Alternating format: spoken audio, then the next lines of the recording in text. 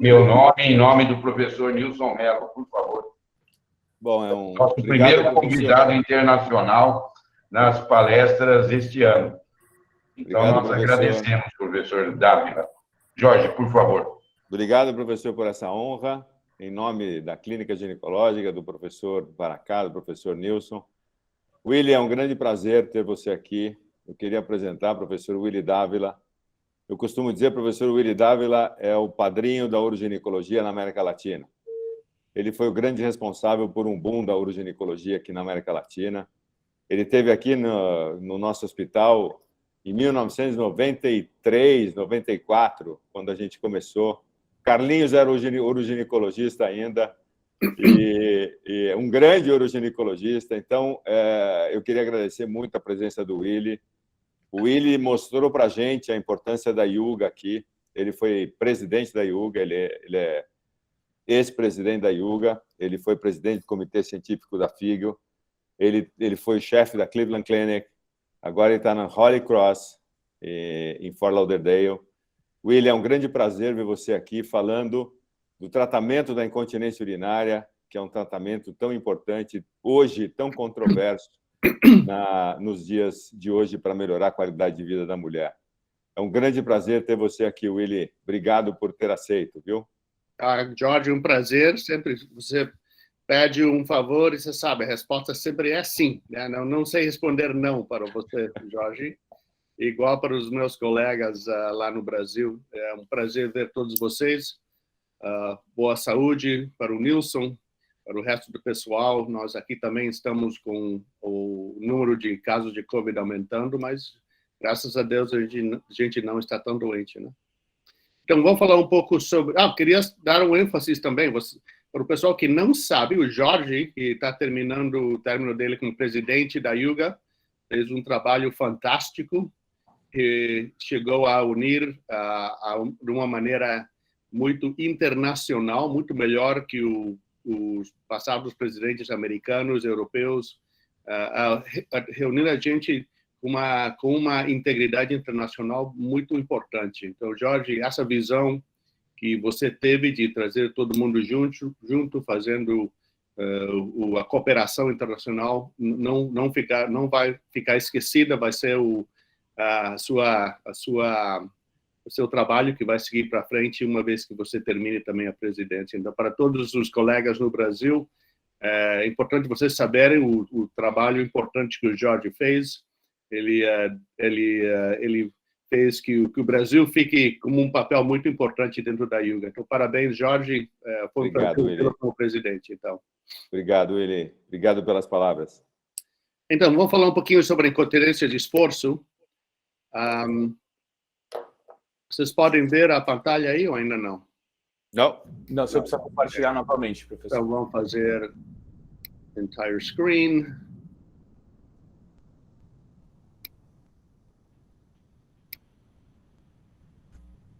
Aí pode ver?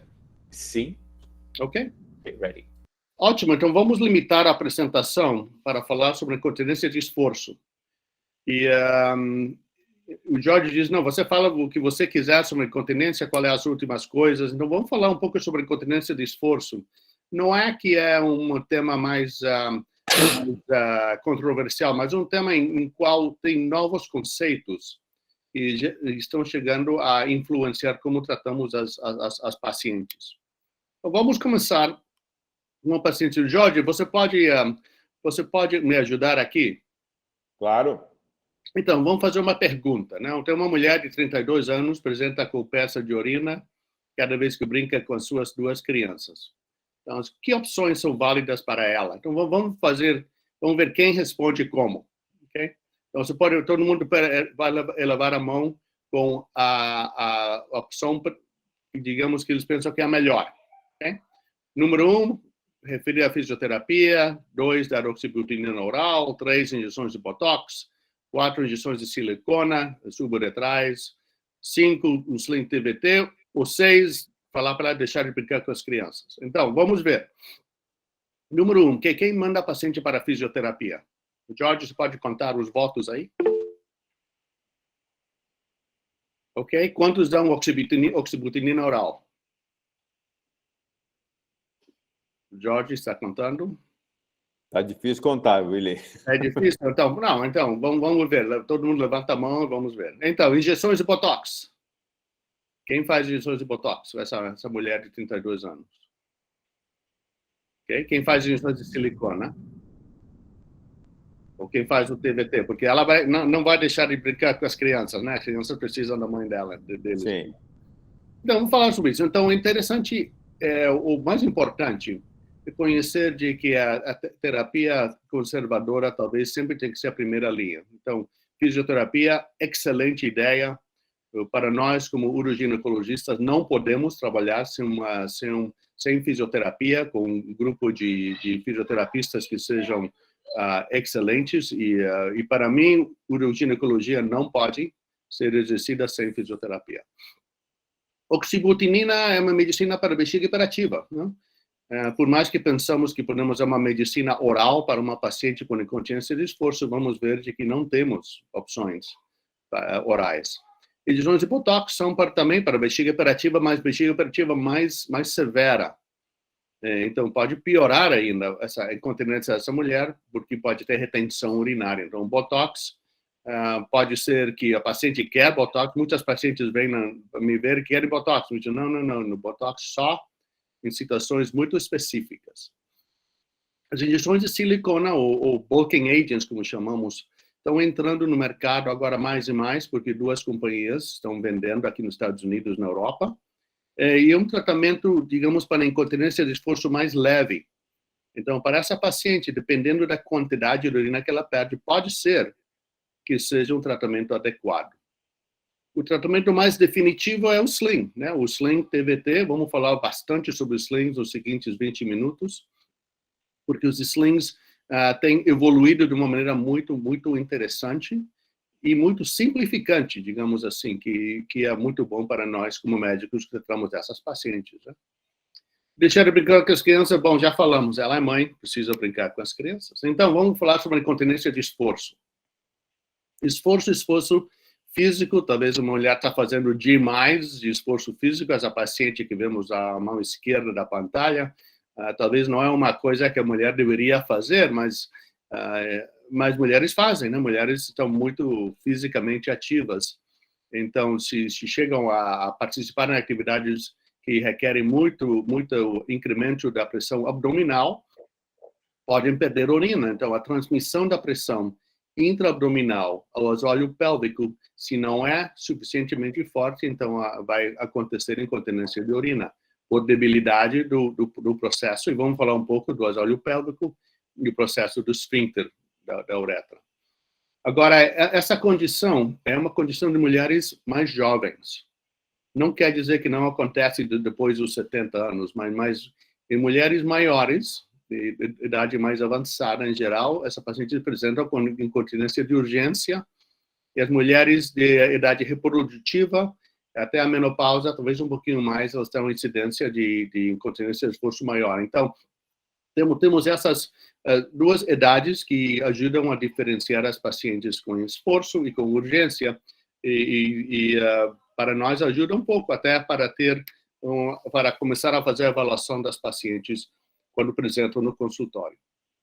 Então, o que reconhecemos isso? Incontinência de esforço ocorre por quê? Porque tem um aumento da pressão intrauretral que não é adequada para manter a urina dentro da bexiga durante atividades físicas da paciente. Então, tem muitas definições de incontinência de esforço, mas esse é o que eu gosto mais. É um incremento da pressão uretral inadequada ou insuficiente para poder manter a urina dentro da bexiga. Então, quais são as causas? E vamos passar um pouco de tempo com esses 4 pontos, porque são muito, muito, muito importantes. Então, o que acontece? Temos os músculos do assoalho pélvico que estão fracos. Não? Claro que sim, já sabemos isso. Temos uma fraqueza, um mecanismo do esfíncter intrínseco da uretra que está fraco. Também reconhecemos isso. Talvez o que é novo, essa contracção reflexiva do esfíncter da uretra e do assoalho pélvico que ocorre quando a paciente tosse ou faz um esforço físico. É uma resposta reflexiva que deveria acontecer automaticamente quando a paciente faz um esforço. E depois vemos que o defeito anatômico do suporte da uretra pode resultar em incontinência de esforço. Então, temos 4 fatores que são muito importantes de reconhecer como fatores que resultam em incontinência de esforço. Então, como podemos melhorar os sintomas da paciente que apresenta com incontinência de esforço, tendo em mente esses 4 fatores? Bom, sabemos que os músculos do assoalho pélvico são músculos voluntários. Não 100%, mas digamos uns 60% a 70% são voluntários, que a mulher pode contrair sempre quando ela tenha a habilidade de identificar os músculos e contraí-los voluntariamente. Então, isso aí é onde a fisioterapia tem a importância, porque muitas mulheres não sabem contrair os músculos do assoalho pélvico muito bem, então a fisioterapia ajuda com isso. Agora, o mecanismo intrínseco do esfíncter uretral é involuntário. A paciente não pode incrementar essa pressão intrauretral com contrações do assoalho pélvico. Então, isso é mais um problema de denervação do esfíncter. Um problema que se a paciente tem uma deficiência esfinctérica bastante alta, em geral, pacientes com incontinência de esforço mais severas, elas não vão poder melhorar suficientemente com fisioterapia. Okay? Agora, aquela contração reflexiva do assoalho pélvico e do esfíncter da uretra requer um reflexo neuromuscular que muitas vezes fica não funcional por algum defeito, uma trauma ao assoalho pélvico ou a espinha lumbosacral. Então, isso é neurológico. E muitas vezes o reflexo está presente, mas de uma maneira ocorre muito devagar. Então, a contração reflexiva do assoalho pélvico não ocorre simultaneamente com a tosse ou a atividade física da paciente. E se tem uma demora muito longa, então a paciente perde urina. E o defeito do suporte da uretra é anatômico. Então, aqui é onde as cirurgias têm um rol no tratamento dessas pacientes. Quando tem deficiência do suporte anatômico da uretra, especialmente a uretra proximal e média, aí é onde as cirurgias têm um papel importante. E mais, e tem muito debate agora mesmo dentro da uroginecologia, em papéis publicados dentro do International Journal, opiniões muito fortes de que o suporte da uretra deve ser na uretra inteira, não só na uretra média. Até agora, nós fazemos o sling mid-uretral, mid-urethral sling, porque o conceito é que o suporte no centro, no meio da uretra é o mais importante. Mas tem muitas opiniões agora que a uretra inteira que deveria ter bom suporte, não só a uretra média. Bom, vamos ver, ainda não chegamos a uma conclusão dentro disso. Então, falamos primeiro sobre o primeiro fator. O primeiro fator foram os músculos do assoalho pélvico fracos. Então, são músculos voluntários. Reabilitação, obviamente, a parte mais importante aqui. E o que temos novo aqui é o uso de aplicações do internet. Então, temos muitos apps que as pacientes usam agora para self-help, né? Mas o problema é de que a mulher não está treinada a fazer os exercícios, as contrações de uma maneira efetiva, então não importa quanto elas fazem com o app, porque não estão fazendo direitinho. O importante é conhecer o rol da fisioterapista para não só ensinar, mas também para confirmar para as pacientes que estão utilizando o assoalho pélvico de uma maneira correta. Então, os apps funcionam bem sempre e quando as pacientes sejam treinadas, senão o resultado não vai ser muito bom. E como qualquer outra coisa, a fisioterapia depende da motivação da paciente. A paciente que não está motivada não vai funcionar.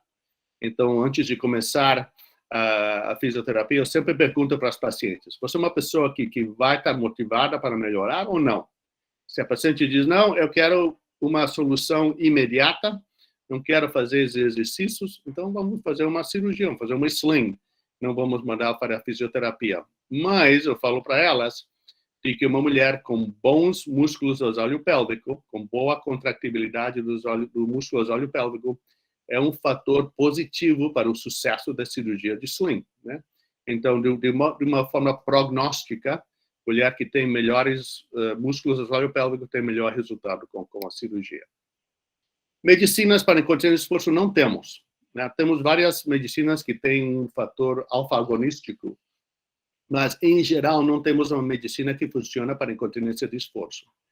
Se podemos usar pseudoephedrine, né, que está nas medicinas para o flu, digamos, especialmente em combinação com creme de estrogênio local, pode que incremente a pressão dentro da uretra, mas o fator limitante é a hipertensão. E quando temos estudado várias medicinas alfa-agonísticas, vemos que o risco de problemas vasculares, especialmente de strokes, acidentes cerebrovasculares, aumenta. E ajuda dentro da incontinência de esforço é leve. Então, não temos uma medicina. Quando falamos de suporte da uretra, anatômico, na uretra média e proximal, aí é onde falamos sobre os slings. E dentro do que temos no nosso armamentário, talvez sejam as com sucesso mais elevado, mas nenhuma delas tem um sucesso de 100%. E não vai ter, porque nós não entendemos o mecanismo de continência que ajuda para a prevenção da incontinência de esforço numa mulher normal. Até que nós tenhamos um entendimento melhor do mecanismo de continência, não vamos poder ter cirurgias que sejam 100% efetivas.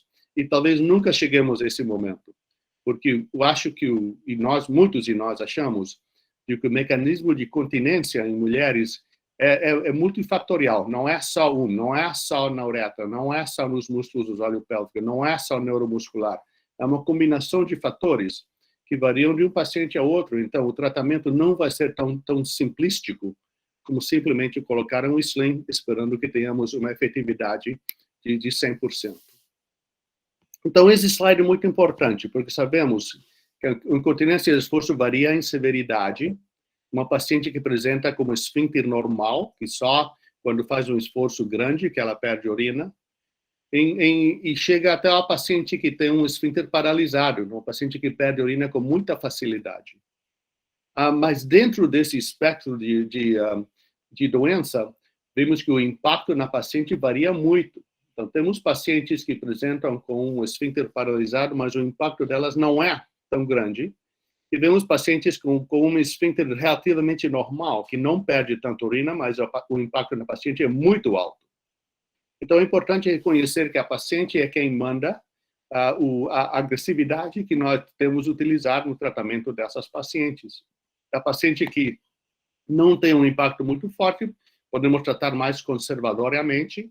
Paciente que tem um impacto muito forte, vamos tratar de uma maneira mais agressiva e talvez chegar à cirurgia antes do que faríamos em uma paciente com um impacto menor.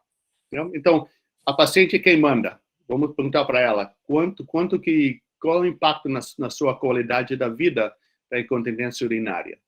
Se ela diz é muito forte, então temos que ser mais agressivos no tratamento, e independentemente da severidade da deficiência esfintérica da paciente. Nós chamamos hypermobility contra deficiência esfintérica da paciente, e aí podemos também decidir que sling fazer. Em geral, os slings transobturatórios fazemos em incontinência leves, o sling retropúbico, o TVT, fazemos na maioria das pacientes, e o sling tubo-vaginal nas pacientes com deficiência esfintérica que tem incontinência mais forte. Então, em geral é assim, mas o importante, a mensagem desse slide, é que a paciente é quem manda, dependendo do impacto da incontinência nela. Agora, muita gente diz, eu não posso saber a severidade porque não faço urodinâmia. Bom, se você não faz urodinâmia, o teste mais fácil que fazer é o que chamamos de Empty Supine Stress Test. Então, a paciente vai no banheiro, esvazia a bexiga, vem na sala de exame físico, coloca na posição ginecológica, pede que a paciente faça um esforço de Valsalva. Se ela perde urina dentro dessas circunstâncias, isso tem uma correlação com deficiência esfintérica. Então, nessa paciente tem incontinência mais severa.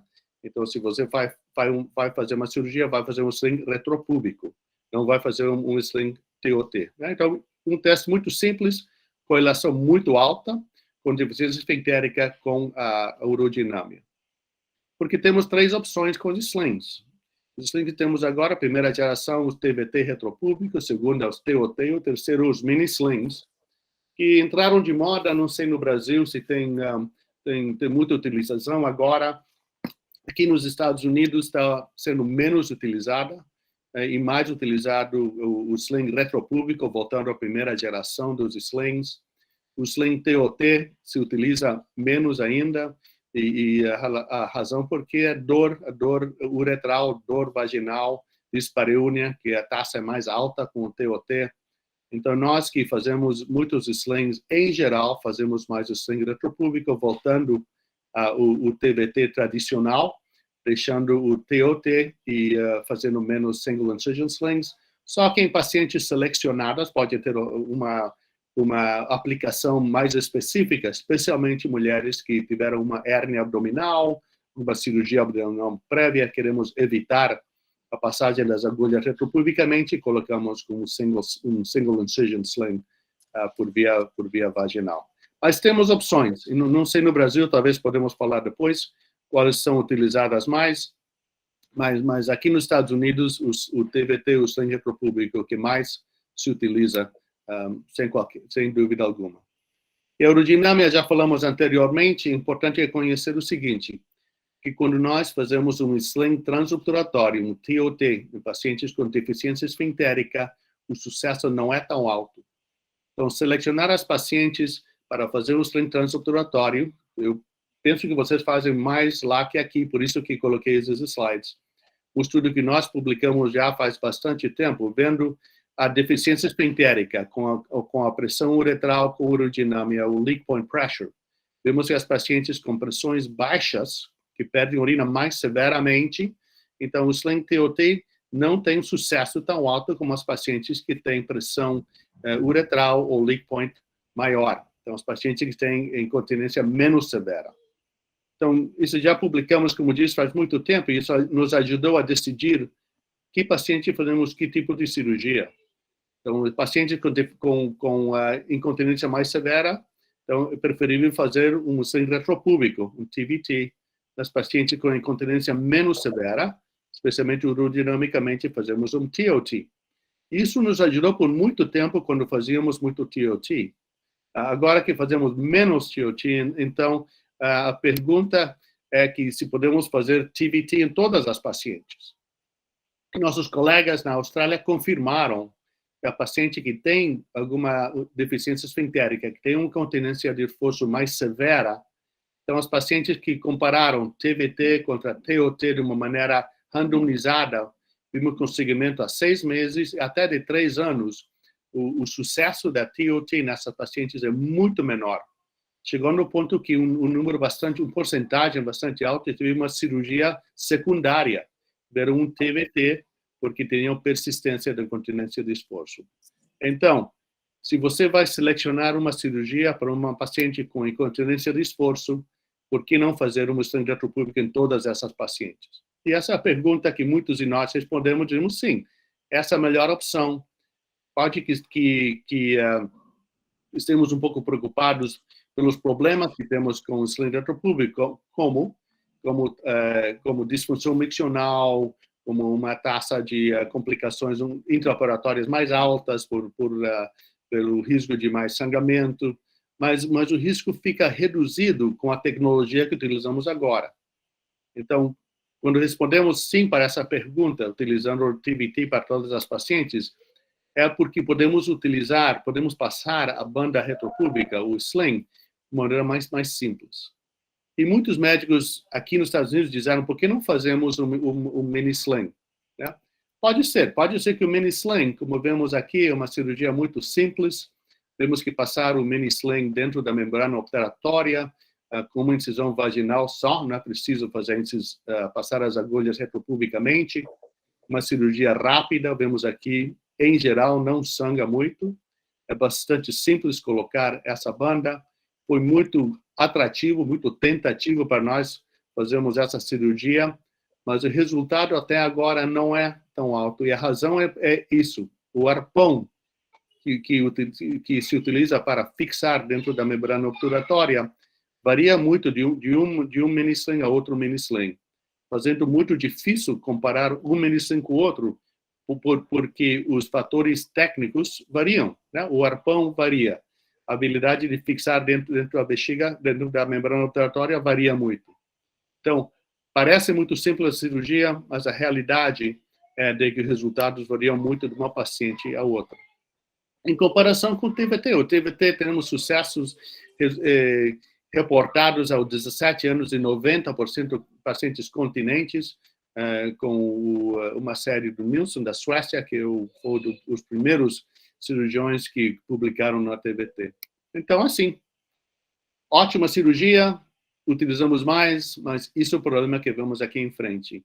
É o problema com a tela, né? Os problemas com o sling, e muitas vezes tem uma exposição na tela onde está o sling, não só são os kits com tela que apresentam com erosões, os slings também apresentam com erosões. Aqui vemos um sling que tivemos que tirar porque teve uma exposure, uma erosão dentro da vagina. E as pacientes sabem muito disso porque os advogados aqui nos Estados Unidos ficaram procurando pacientes, então tem muito comercial na televisão. Ainda, temos menos agora, mas ainda apresentam. Mas a tecnologia ajuda. As agulhas novas que temos para fazer TVT são muito menores em termos do diâmetro, com construção hidrofílica. Então, quando você passa a agulha, tem menos resistência a passar a agulha, tem menos risco de causar uma hemorragia, menos risco de causar algum dano, algum problema retropubicamente passando a agulha. Então, a tecnologia também nos ajudou. E com isso, a perfuração da bexiga diminui muito, muito mesmo. A hemorragia, o risco de sangramento diminui muito, muito também. E a pergunta que muita gente tem, eu sei que muitos de vocês lá também essa pergunta, por que não fazemos mais Birch? O Birch é uma técnica já provada pelo tempo, era muito popular antes do TVT, mas é uma técnica que requer uma laparotomia ou laparoscópia, uma paciente com um médico que tenha experiência com cirurgia laparoscópica. O Birch pode ser uma cirurgia excelente, mas quando vemos o sucesso ao largo prazo, vemos que entre 10 e 20 anos, o resultado tem uma tendência a diminuir, digamos, de 90% a 69%. Não, isso podemos dizer porque a paciente envelheceu também e tem mais incontinência de urgência. Pode ser. Pode que a bexiga está menos contrativa, então a paciente tem mais retenção urinária. Pode ser. Então, tem os fatores que acontecem, a maneira que a paciente vai envelhecendo também, mas o que sabemos é o seguinte, o sucesso ao largo prazo do Birch diminui.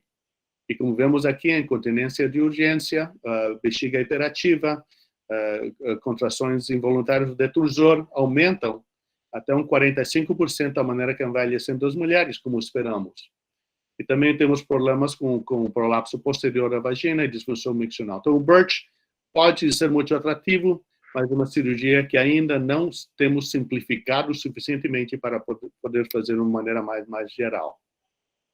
Então, passamos dos slings à deficiência esfintérica da uretra. Como falamos anteriormente, o esfíncter da uretra, o esfíncter neuromuscular da uretra é um músculo involuntário. O paciente não pode contrair esse músculo. Então, como esse músculo é responsável pela cooptação, o fechamento do canal da uretra, então sabemos que podemos fechar a uretra melhor injetando um material, um bulking agent, como vemos nessa imagem aí embaixo, mas também podemos aumentar essa pressão com a neovascularização em pacientes pós-menopáusicas. Nós sabemos que o fator vascular é 20% da pressão de fechamento da uretra, então mulheres que estão com muita atrofia vaginal também vão ter atrofia uretral, então damos creme de estrogênio local. Quando acontece a neovascularização da vagina, também acontece a neovascularização da uretra, e vai ajudar com esse fator vascular, que é 25% desse fator involuntário de fechamento da uretra. Agora, os bulking agents, temos muitos agora que vieram e alguns que ainda estão aqui. A efetividade é menos que os slings, mas pode ser efetiva, especialmente a curto prazo para pacientes. Utilizamos materiais temporários, agora mais permanentes. Eu utilizo silicona, por exemplo, e temos tido resultados bastante bons em pacientes. Você sempre pode injetar um pouco mais. Se a paciente tem um sling, ainda tem incontinência de esforço, você pode injetar o material, o bulking agent, debaixo da uretra para ajudar o sucesso do sling. Então, você injeta o material embutante, o bulking agent, entre o sling e a parede da uretra, e com isso, como salvage therapy, tem tido um sucesso bem alto. Então, vale a pena. Eu sei que no Brasil vocês não têm os bulking agents ainda, ou se tem, não é muito utilizado pelo preço, etc. Mas vale a pena reconhecer de que tem um rolo importante do que nós fazemos. Então, voltamos aqui, onde estamos antes. Temos os 4 fatores que representam os fatores da patofisiologia da incontinência de esforço. Já falamos os 4. Então, como podemos ajudar os pacientes? Agora temos muitas terapias alternativas que também entraram a ser muito atrativo para os pacientes. O laser, radiofrequência, estimulação magnética, etc. O que podemos falar sobre essas novas técnicas? Bom, podemos dizer que o laser, radiofrequência, estão sendo estudados mais e mais. Na literatura temos artigos publicados que, em geral, são case series pequenas, tem muitos trials, muitos poucos trials, que trataram de demonstrar o sucesso do laser. No Brasil, vocês têm, nos casos, series publicados já. Mas, em geral, sabemos que o benefício é com incontinência de esforço leve, não incontinência mais severa, e na maioria das séries que são apresentadas até agora, a recomendação é repetir o tratamento cada 6 meses. Então, vamos fazer o laser cada 6 meses, vamos fazer a frequência cada 6 meses? Não sei. Eu acho que, passando o tempo, vamos ter problemas com scar tissue, com cicatrizamento no tecido dentro da uretra, ao redor da uretra, que vai ser problemático. Estimulação magnética numa cadeira, o paciente senta na cadeira, da estimulação elétrica ou magnética, contrai os músculos do assoalho pélvico, o paciente pode sentir a contração. Eu sentei nessa cadeira, você sente a contração até um pouco demais. Mas até agora não temos dados para poder dizer uma coisa ou outra sobre a estimulação magnética. Mas pode que tenha um rol. Até agora, esses tratamentos são cash therapy, como dizemos aqui. O seguro não cobre, o paciente tem que pagar cash. E muitas vezes os médicos que estão oferecendo os tratamentos aqui nos Estados Unidos fazem com uma motivação que é diferente do que seja o interesse do well-being, não, das pacientes, porque introduz o fator cash. Então, vamos ver onde chegam esses tratamentos. Até agora, não temos nenhum estudo que chegue a concluir de qual é o rol dentro das pacientes, nem comparativo com o sling ou outros tratamentos. As células madres, os stem cells, ainda não. Tem muito interesse. Nós fizemos um estudo grande, multicentric study aqui nos Estados Unidos, utilizando miocitos, e não chegou a ter o resultado que esperávamos que chegue a ter. Tem stem cells de outras origens que estão sendo estudados, também vocês lá no Brasil estudaram vários stem cells. Ainda não. Vamos ver o que acontece nos seguintes anos. De um ponto de vista fisiológico, é muito atrativo, mas os resultados até agora não chegaram a ser conclusivos. Então, para terminar, o que estamos falando agora sobre incontinência de esforço? Qual é o estado atual no tratamento de incontinência de esforço? Bom, acho que o primeiro e talvez o fator mais importante até agora é que precisamos chegar a um entendimento maior do mecanismo de continência. Por que uma mulher é continente e outra mulher não é continente? Qual é a diferença? Qual é a patofisiologia da incontinência de esforço? Ainda não temos um bom entendimento. Até que cheguemos a esse entendimento, não vamos chegar a um tratamento que tenha uma efetividade maior do que 90%. Como já falamos no princípio da conferência, devemos diferenciar entre incontinência de urgência, bexiga hiperativa, retenção, etc. Então, a avaliação da paciente é muito importante, porque o tratamento para as pacientes com incontinência de esforço e incontinência de urgência são muito diferentes. Então, simplesmente dar uma prescrição para paciente para oxabutinina não é o tratamento para paciente de incontinência de esforço. Precisa uma avaliação, não precisa ter urodinâmica multicanal, mas precisa fazer uma avaliação para chegar a um diagnóstico de incontinência de esforço. Devemos recomendar fisioterapia como tratamento de primeira linha. A fisioterapia sempre ajuda as pacientes. O fator pode ser que seja melhor em uns pacientes que outros pacientes, dependendo da integridade do assoalho pélvico, da motivação da paciente, da habilidade da paciente de contrair os músculos, da integridade neuromuscular do assoalho pélvico da paciente. Mas eu digo para as pacientes, não importa que nós fazemos depois. Se você entra no tratamento com um assoalho pélvico melhor, vai ter melhor resultado, não importa qual seja a segunda cirurgia. E também sabemos que oferecemos bons resultados com os sling procedures. Os slings são o gold standard treatment para incontinência de esforço. Ainda não chegam ao 100%, mas a evolução agora, tivemos vários tipos de slings, a evolução está voltando ao sling retropúbico, ao TVT tradicional, porque é a cirurgia que melhor resultado tem, é mais cirurgia que podemos ter um resultado que seja mais predicível para as pacientes e não diferencia entre incontinência de esforço leve ou severa. Os resultados são similares em as duas pacientes, sempre quando fazemos um sling retropúbico nessas pacientes. Então, com isso, vou terminando, Jorge. Espero que tenha sido uma apresentação que ajudou o pessoal a terminar o cafezinho deles. E com qualquer pergunta que tenham, podemos falar agora, ou também pode mandar um e-mail aqui em Holy Cross, aqui em Fort Lauderdale, na Flórida. Então, foi um prazer falar com vocês agora e podemos falar um pouco mais. Qualquer pergunta que tenham, seria um prazer responder.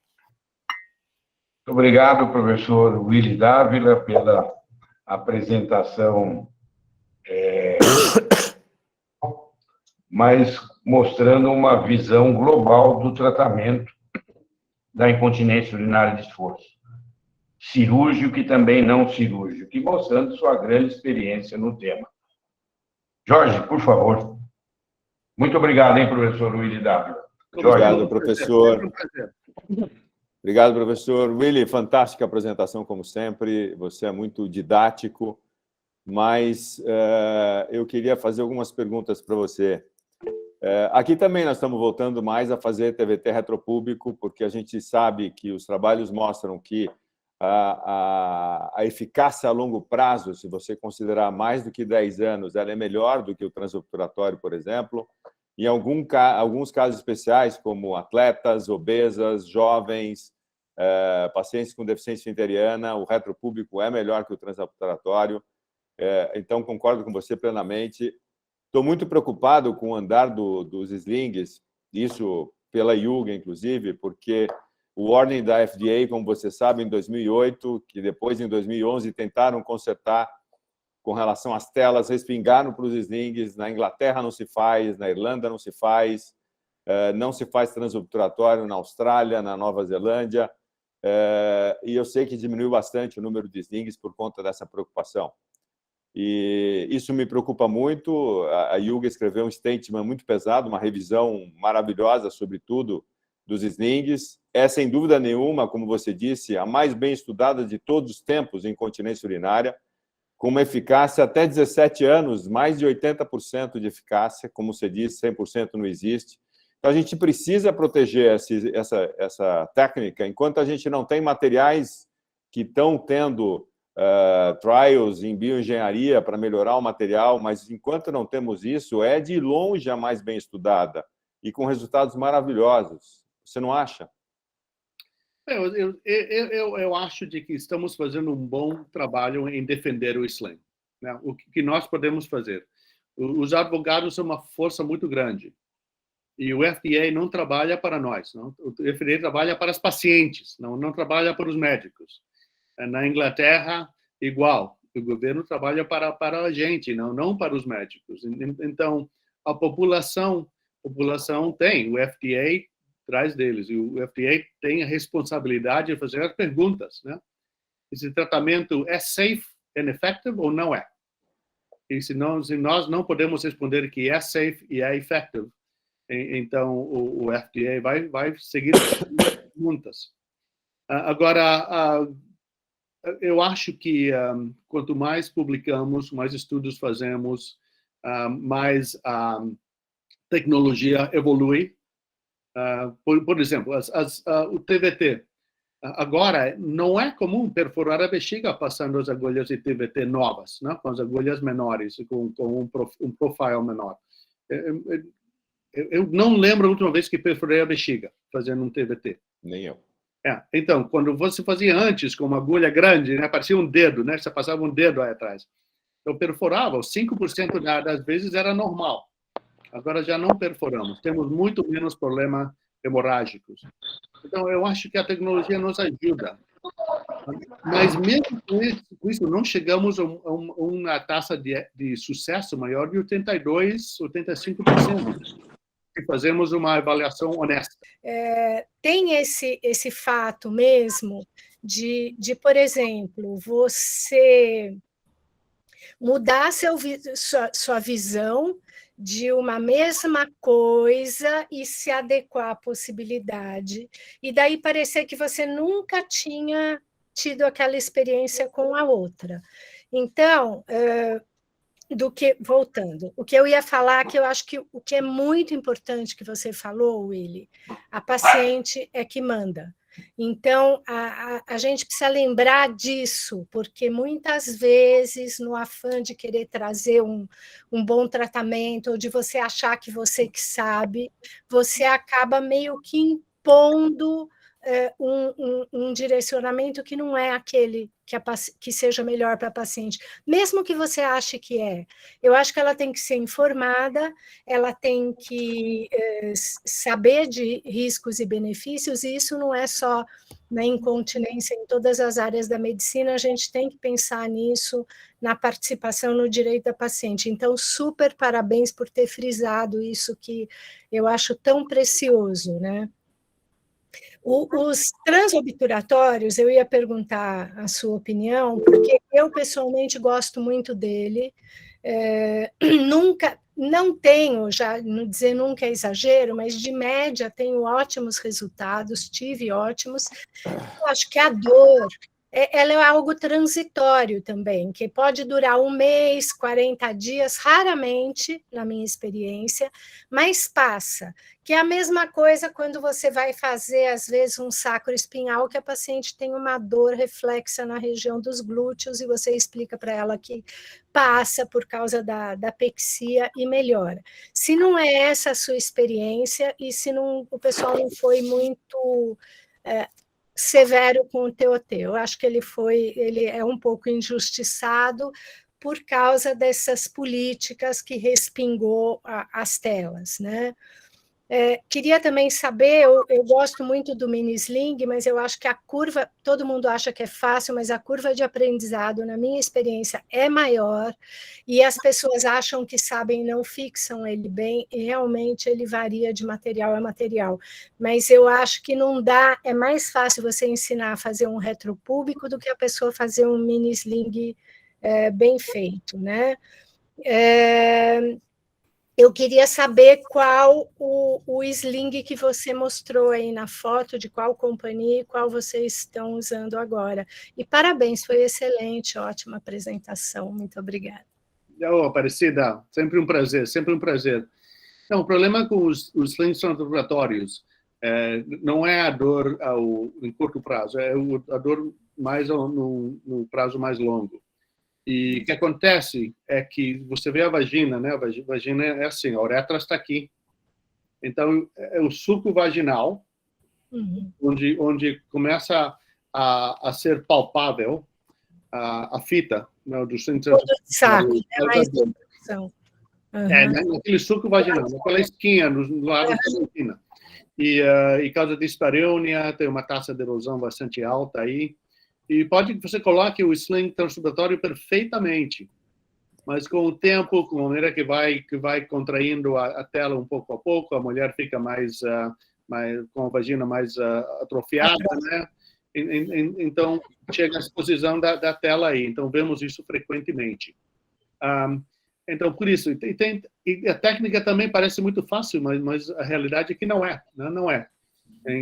Então, muita gente coloca a fita muito alta, porque é muito fácil colocar o TOT debaixo da bexiga, debaixo do trígono, muito proximal, muito fácil. Eu vejo muitas vezes. Quando nós fazemos uma sonografia tridimensional do assoalho pélvico, fazemos o perineal, até você vê a fita debaixo do trígono, não debaixo da uretra, então não é funcional. E isso sempre vemos mais com o sling transoperatório que com o sling retropúbico, né? Então, nós fazemos a técnica que é mais predicível, é o sling retropúbico. E qual sling você mostrou? De que companhia é esse que você mostrou? O que mostrei é o TVT que vende agora a Gynecare. Mas muita gente não usa agora, não? Porque o custo aumentou muito e tem muitas companhias que fazem um sling similar, né? Então, nós utilizamos o Boston Scientific, o Advantage Fit, no hospital, utilizamos o Caldera no centro cirúrgico, mas os resultados são iguais. Eu não vejo uma diferença, porque a construção da fita é igual, a agulha é muito similar. Então, a tecnologia já chegou a uma uniformidade muito alta dentro das diferentes companhias. Não tem muita variabilidade, não. A gente não tem o TVT de novo aqui, né, Jorge? A Gynecare aqui está fechada. E aqui ainda vendem, mas não tem representante, não vendem no hospital. Quer dizer, se você quiser, você pode comprar, mas é mais caro. Eles deixaram o mercado, eles já foram embora. Posso fazer um comentário, professor? Jorge, por favor, Jorge.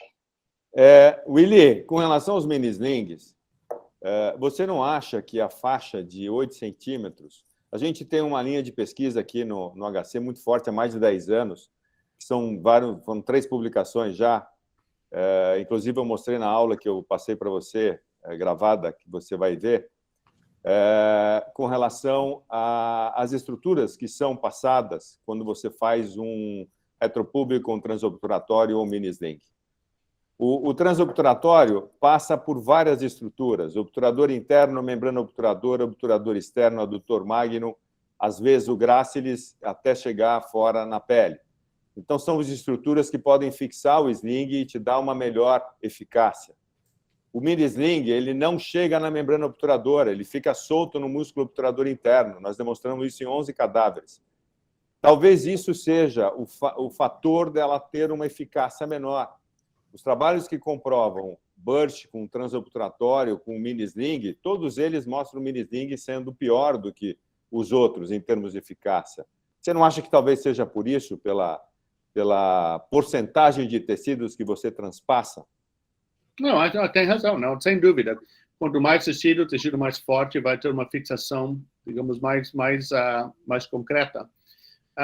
Mas também a honestidade do cirurgião. Porque eu tenho visto mini-slings que passam, clique, já está perfeito. Outro lado, clique, perfeito. Não, tem que passar na membrana, sempre fazer uma boa fixação. E os arpões, os soft tissue anchors, variam de uma companhia a outra.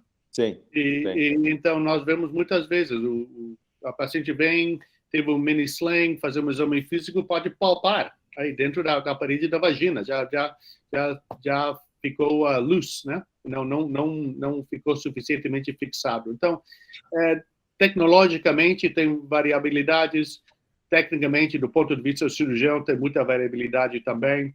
Então, por isso que os mini-slings, aunque passaram os 522s da FDA, a FDA aprovou sempre que tem os dados, sim, mas a utilização não é muito grande aqui nos Estados Unidos. E a segunda coisa é sobre os booking agents. Os injetáveis intrauretrais, para quem não conhece, são injetáveis que você coloca na porção proximal da uretra. Você injeta 3, 6 e 9 horas substâncias por uretroscopia, com o intuito de aumentar a pressão intrauretral. Então, nós não temos no Brasil ele, a gente está tentando trazer, eu tive uma reunião com o Ben, da Axonics, agora, talvez a gente consiga trazer o Bulkamid. O Bulkamid, para quem não sabe, ele é poliacrilamida, 2,5% e 97,5% de água, com resultados muito bons na Europa e agora nos Estados Unidos, né, Willy? Acho que o Bulkamid entrou forte nos Estados Unidos também. Entrou forte porque estão marketing muito, mas Okay. o papel, o role do Bulkamid ainda não está muito claro. Em geral, os urologistas que faziam a maioria dos bulking agents dos Estados Unidos não gostam muito do bulking agent. Uroginecologistas utilizam mais em pacientes com incontinência leve, porque é feito um consultório, você faz um consultório, porque o local, pum, injeta e melhora as pacientes. Pois é.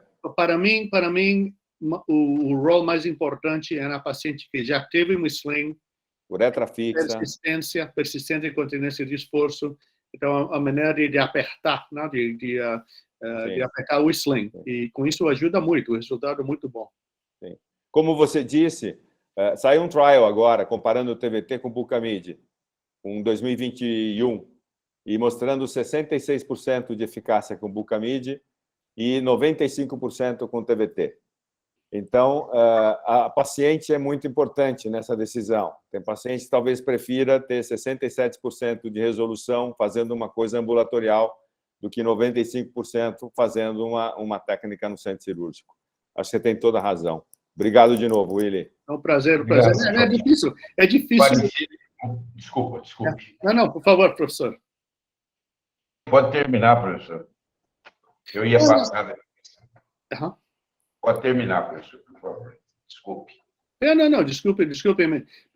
Não, eu só queria dar ênfase ao desafio, né, que é dar uma bom counseling para os pacientes. É muito difícil. Nós somos seres humanos, nós temos um bias, de qualquer forma, não importa, e o bias é por nossa experiência.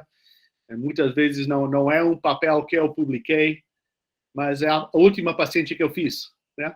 Sim. Então, eu lembro a paciente que teve algum probleminha, que por alguma razão não ficou feliz. Tem um papel publicado com 100 pacientes, sucesso muito alto, mas aquela última paciente que eu lembro quando falo com a nova paciente. Então, nós sempre temos um bias, nossa experiência sempre chega a influenciar como tratamos as pacientes. Muitas vezes muito difícil ser honesto com as pacientes, mas importante é conhecer de que os tratamentos que temos agora são bons e é importante ajudar a paciente a ter uma solução que seja bom para ela, que seja satisfatória para a paciente sem tomar maior risco, né? Muito difícil às vezes. Sim. Posso só eu tenho uma experiência porque a gente já teve, né, Bulking Agent no Brasil, depois eles saíram e eram muito pouco usados pelos uroginecologistas mesmo. Eu gostava bastante, mas eu tive 2 casos de extrusão muito tardia, pacientes ótimas, uma 15 anos depois, ela começou a eliminar aquele... agora que era silicone, calcificou e ela começou a extruir o agente. 15 anos depois, ela estava bem, daí começou a ter um sangramento vaginal e extruiu. E tive uma outra paciente quase 10 anos depois. Então, a gente também tem que pensar, porque quando a gente vê os trabalhos, não tem esse segmento tão longo, né? E isso, às vezes, é um transtorno, porque depois você olha, lembra que é naquela área, essa paciente levou um tempo extruindo, cada época ela extruía um pouquinho, então a gente também precisa pensar nessa possibilidade e também avisar a paciente que mais adiante, não é tão frequente, mas pode acontecer isso. Para mim foi uma surpresa, eu já achava que estava tudo ok, 15 anos depois a paciente começou a extruir. Não era só isso. O Eric Hurtado, que era meu colega lá na Cleveland Clinic, agora eles também publicaram E todos os macroplastic que fizemos com o Gamal Gonim. Esse, macroplastic, foi esse mesmo. E eles publicaram uma série de pacientes, os quais tiveram problemas também. Assim, não é uma taxa alta, mas acontece. Ok. Bom, Jorge, me pode desculpar? Claro. Tenho que levar as crianças para a escola. Obrigado, Willy. Foi fantástico vê-lo aqui. O professor vai fechar a sessão. Nilson, você quer fazer... O professor tem compromisso, quer fazer um comentário rápido? Está fechado o seu microfone, Nilson. Você, Willy, pela belíssima apresentação. Conheci na República Dominicana, que você veio falar comigo em português, até estranhei. E aí criamos uma boa amizade, graças a Deus. Eu só queria lembrar que eu acredito muito nas energias. O problema das energias é que o médico trabalha de forma fixa, porque ele não sabe física.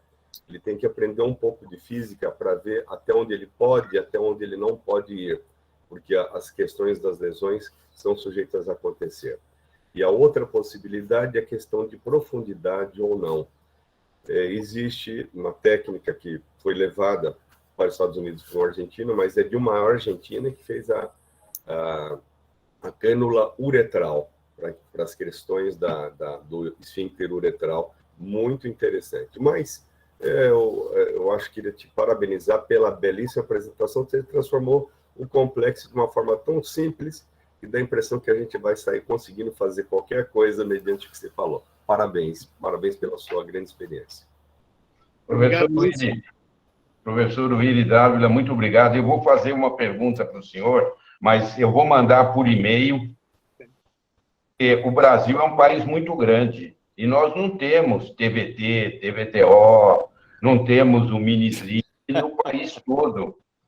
Então, e as pacientes têm incontinência urinária e não podem procurar o professor Willy Dávila, a professora Paceta, o professor Jorge Haddad. E o que o ginecologista faz? Qual a cirurgia que ele pode fazer? Bush, o Marshall Marquette, ele tem que tratar. Faz fisioterapia, não resolve. Faz todas as outras medidas também, os outros cones vaginais, que foi tese do Jorge Haddad, não resolve, nada resolve. E a paciente com incontinência urinária em esforço. Então, eu vou lhe mandar isso por escrito, eu não quero lhe atrapalhar, que você tem que levar as crianças na escola, mas essa é uma resposta que nós temos que dar para os mais jovens, para o ginecologista, que ele tem que resolver o problema, agudamente. Muito obrigado, professor. A resposta é treinar mais médicos, não? Como se fazem lá no USP, em vários centros no Brasil. Treinar o pessoal para poder treinar o resto do pessoal. É importante. Sem dúvida. Mas os hospitais não têm recurso para comprar esse é o problema. Em nível de saúde pública brasileira, é um problema grande que a gente tem. Muito obrigado, professor Willy Dávila. Excelente. Sim, obrigado. Bom dia para todos, Jorge. Obrigado, Willy. Aparecida, Nilson. Foi fantástico, Willy. Obrigado. Obrigado, professor. Obrigado, gente. Aquele abraço. Um bom resto de dia e bom final de semana. Nilson, saúde, meu amigo. Melhoras. Melhoras, Nilson. Melhoras, tchau. Nilson. Obrigado.